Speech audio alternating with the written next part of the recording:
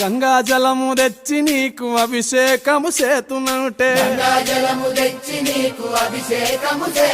మరి గంగా జలమున సేప కప్పల ఎంగిలంటున్నావు శంభో